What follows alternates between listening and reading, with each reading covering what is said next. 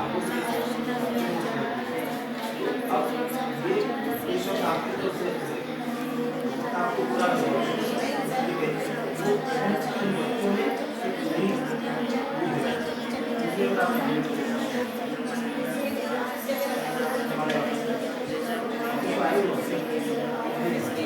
सिद्धार्थ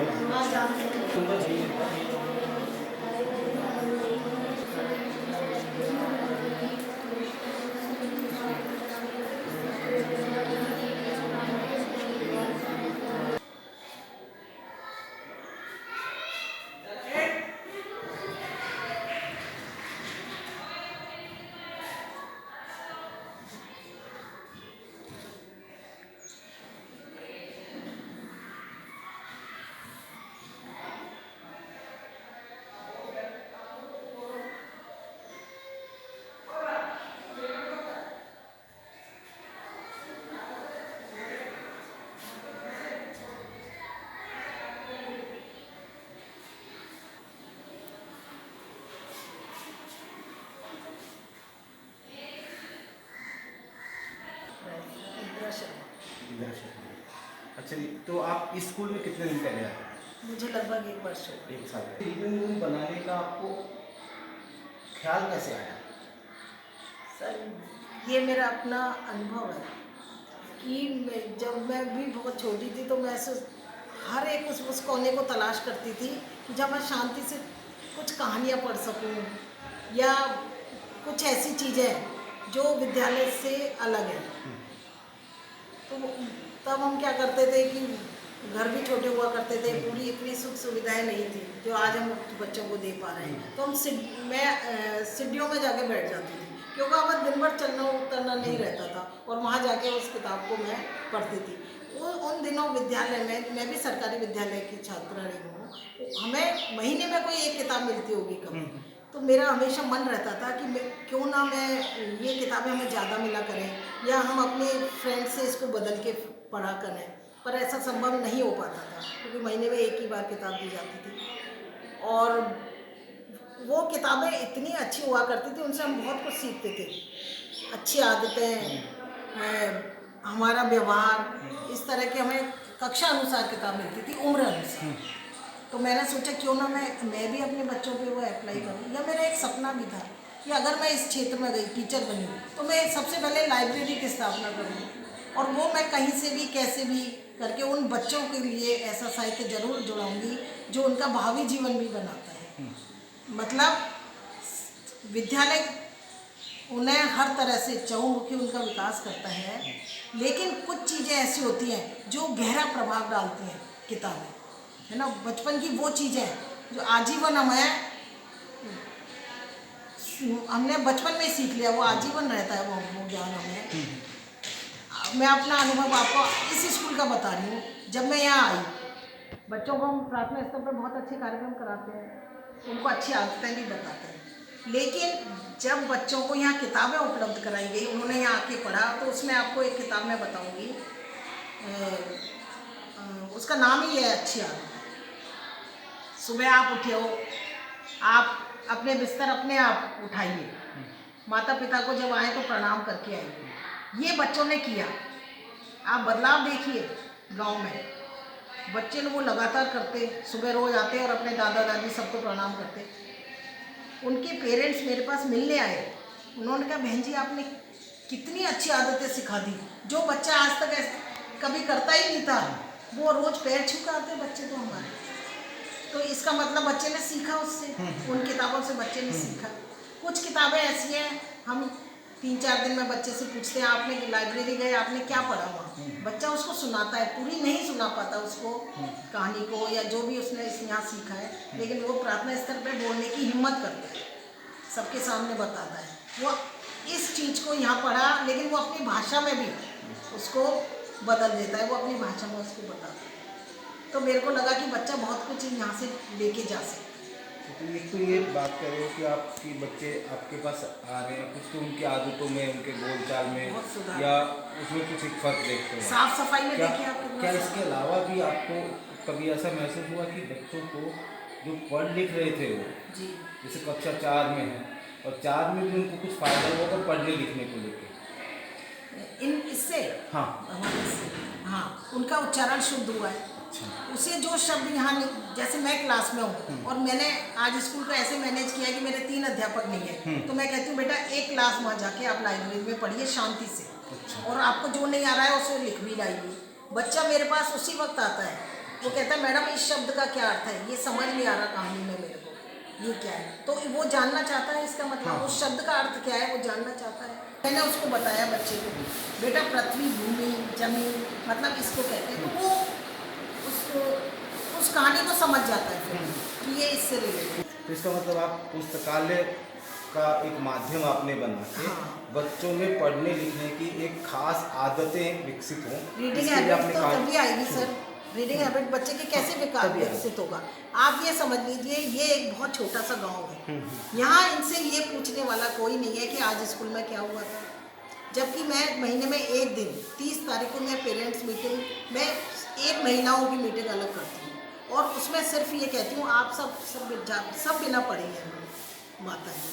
मैं ये कहती हूँ सिर्फ आपको रोज़ एक ही बात कहनी है। जब बच्चा खाना खा रहा होता है ना, आप ये कहो कि आज स्कूल में क्या हुआ था। बच्चा कभी झूठ नहीं बोलेगा, बच्चा बिल्कुल बताएगा आज स्कूल में ये हुआ था, आज मैडम ने ये पढ़ाया। आपको बच्चे से सीधा आप संपर्क में रहेंगी, आपको संवाद और आपको भी मज़ा आएगा कि मेरा बच्चा इतना जान चुका है। जैसे आपने अचानक ये विचार किया कि मैं पुस्तकालय का ये रीडिंग रूम शुरू करूँगी, तो टीचर्स का क्या रुख था? क्योंकि आप तो अभी आए ही थे, पढ़ाने पे जो पहले पुराने ढर्रे में ढर गए थे, उनका क्या रुख था उस टाइम? जब मैंने ये जिस स्कूल से आई वहाँ मैंने बहुत ज़्यादा काम किया था इस इसी क्षेत्र पुस्तकालय में, में? बहुत सर, आज भी बता सकती हूँ उसे वहाँ जाके। तो मेरे को ये था जब मैं यहाँ आई तो सबसे पहले पहला ये था लाइब्रेरी कहाँ है, मेरे को लाइब्रेरी दिखाई। तो लाइब्रेरी नाम का मैंने बाहर लिखा देखा, मैंने कहा खोलो इसे। मेरे को ऑफिस जाने की उसमें नहीं थी कि मैं ऑफिस जाके साइन करूँ, मेरे को लाइब्रेरी का रूम खुलना चाहिए। लेकिन सब कुछ बंद था, कुछ नहीं था, वो एक कुछ में उसमें ही चल रहा था। नहीं, मैंने कहा इसे मैं क्रियात्मक रूप दूँगी, इसे वैसे ही संचालित करूँगी जैसे आगे मैं ऐसे करती है।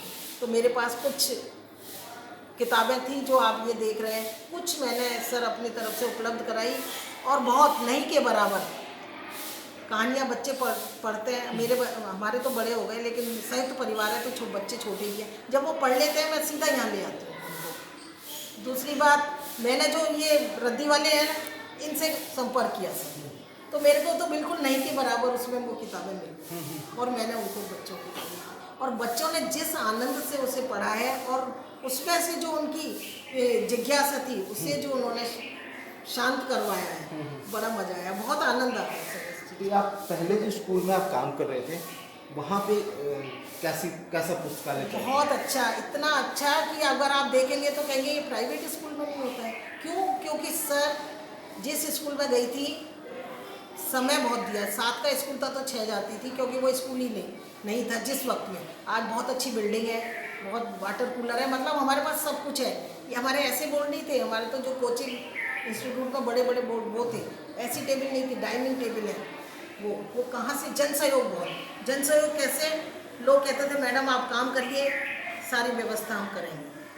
कौन सा स्कूल है वो? Suryanagar Gopalpura bypass. Suryanagar Gopalpura bypass Jaipur west में। ये हाँ। तो आज भी वहाँ पुस्तकालय चल रहा है क्या? सर अब 1 साल हो गया, मैं तो एक ही बार जा पाई, अब मुझे नहीं पता, लेकिन मैंने वहाँ बहुत पुस्तकें दान करी हैं, दी हैं, क्योंकि मेरे घर पे भी बहुत बड़ी लाइब्रेरी है।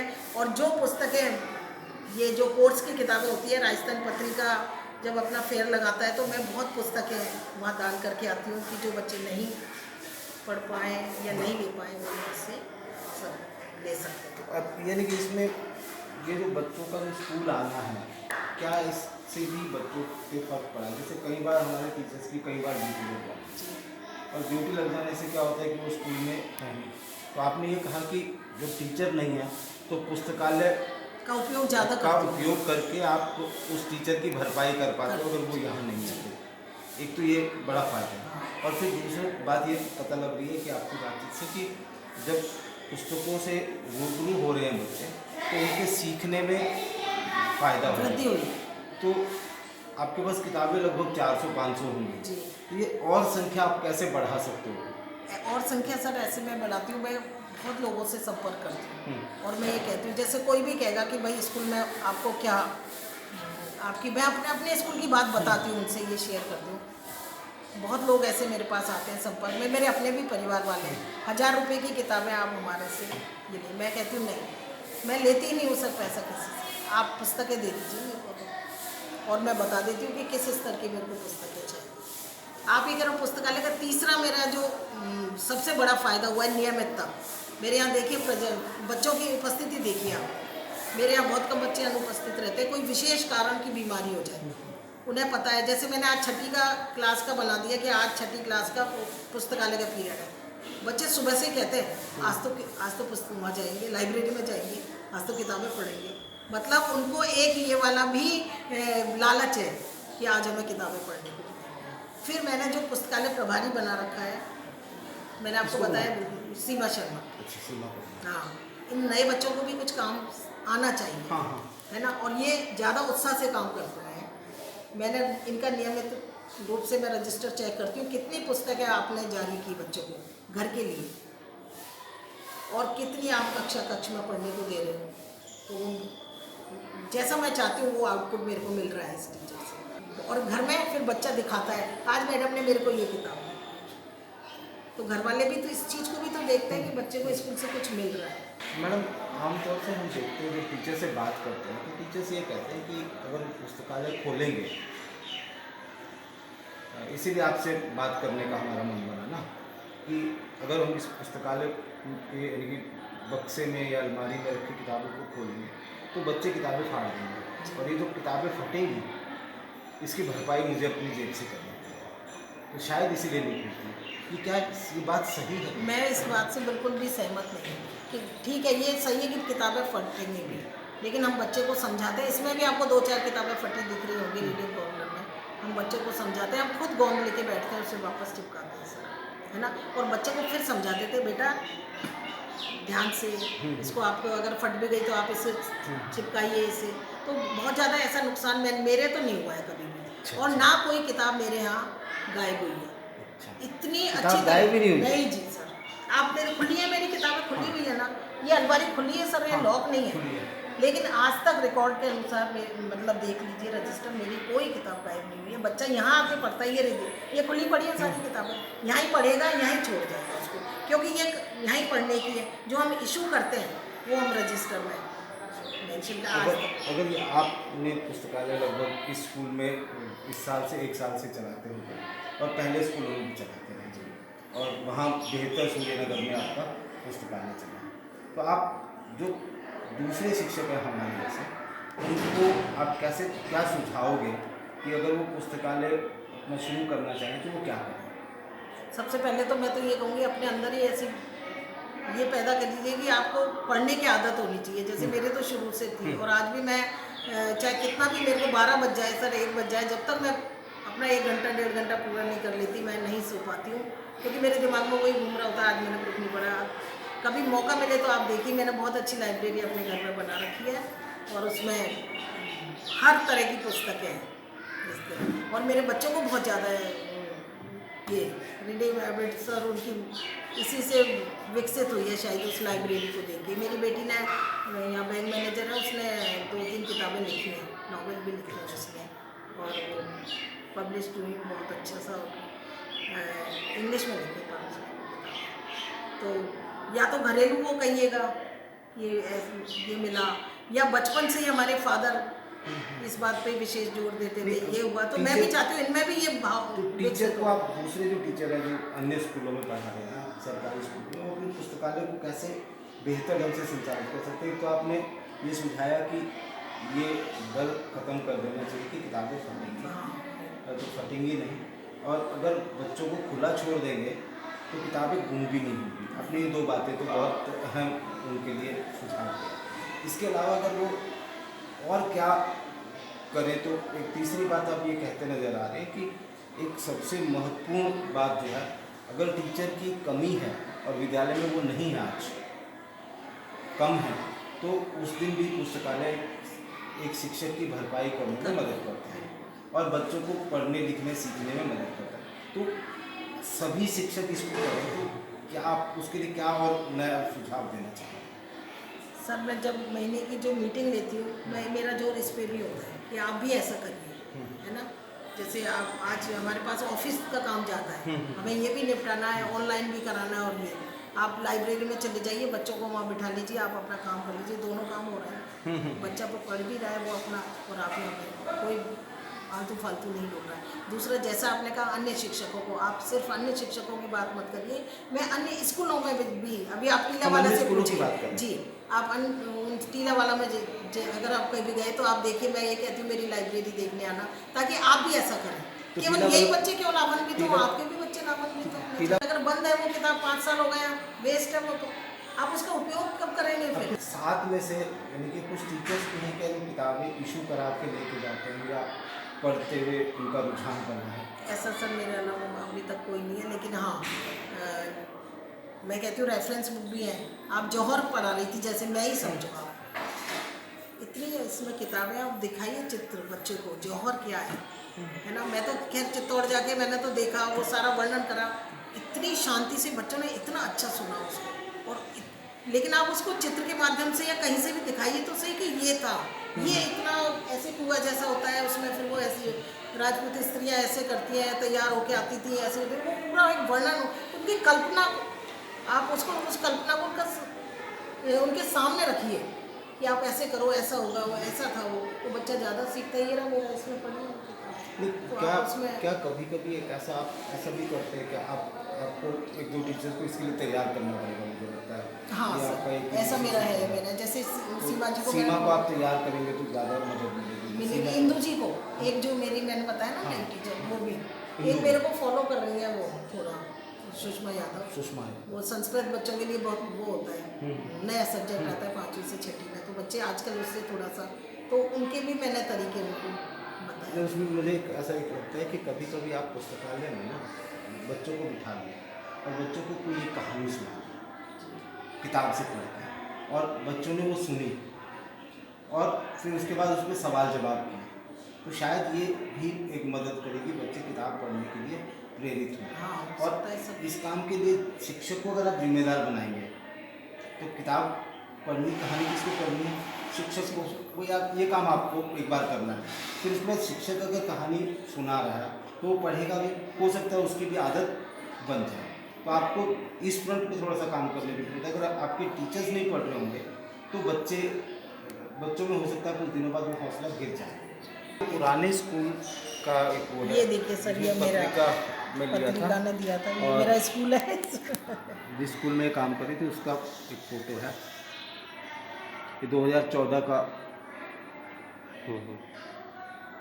सर मैंने अकेले भी स्कूल चलाया कई बार, लेकिन ये था, मैंने कहाँ से शुरुआत करी थी सर, उस पॉश कॉलोनी है वो, मैंने वहाँ से शुरुआत करी थी। मैं उन बच्चों के लिए जो कॉलोनी थी उससे पेंसिल मांग के लाया करती थी कि आपके बच्चे के लिए ये आप फेंक दोगे, इसको बेकार है, लेकिन मेरे लिए बहुत उपयोगी है। सर आज उस स्कूल को वहाँ पहुँचा दिया है कि अब मेरे पास 2 साल 3 साल की स्टेशनरी तो इकट्ठी आ जाती थी।